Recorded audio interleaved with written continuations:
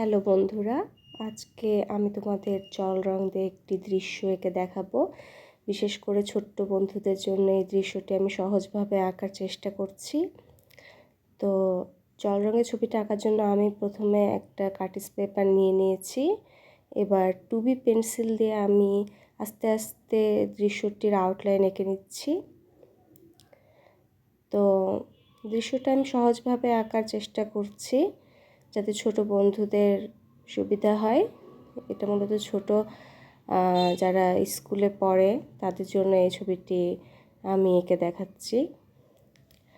তো দৃশ্যটি আমি এঁকে নিচ্ছি।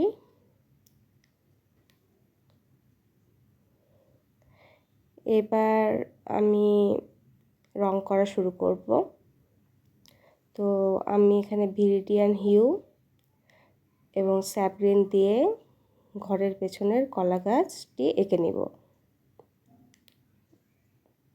এরপর ঘরের পিছনের জঙ্গলটার জন্য প্রুশিয়ান ব্লু এবং স্যাপ্রিন দিয়ে ঘরের পিছনের জঙ্গলটি রং করে নেব।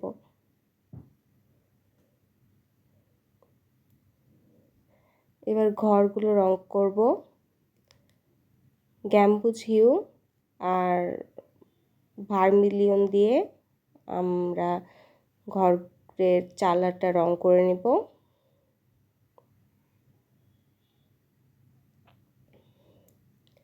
একটা ঘর আমি গ্যাম্বুজ হিউ দিয়ে ঘরের যে বডি সেটা কালার করলাম, আর আরেকটা ঘরের বডি আমরা প্রুশিয়ান ব্লু দিয়ে, হালকা প্রুশিয়ান ব্লু দিয়ে কালার করব। জুম ইনটা কালার করার জন্য ভিরিডিয়ান হিউ আর স্যাপ্রিন ইউজ করব।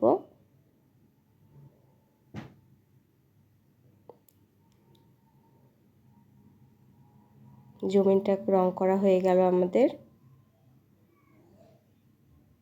এবার রাস্তাতে রং করব ইয়েলো অর্চি দিয়ে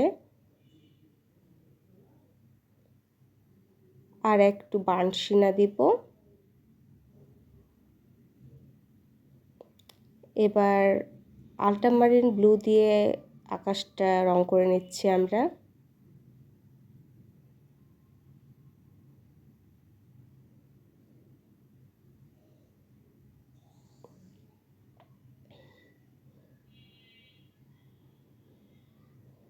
এবার ঘরের দরজা জানালাগুলো রং করে নিচ্ছি কালো কালার, ব্ল্যাক কালার দিয়ে। ঘরে কিছু ডিটেলিং অ্যাড করছি, চালাতে ডিটেলিং অ্যাড করছি। ব্ল্যাক এবং বার্নশিনা মিশিয়ে নিয়েছি আমি এজন্য। এবার গাছের বডিটা ইয়েলো অর্চি এবং বার্নশিনা দিয়ে কালার করছি।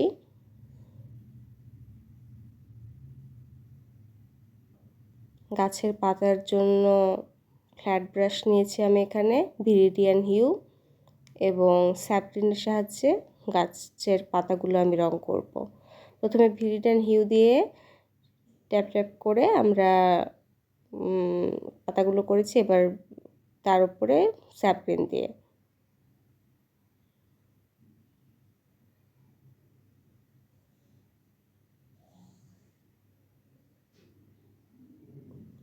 দৃশ্যটা সুন্দরভাবে আঁকা হয়ে যাচ্ছে। এবার কিছু ঘাস করে দিলাম গাছের নিচে।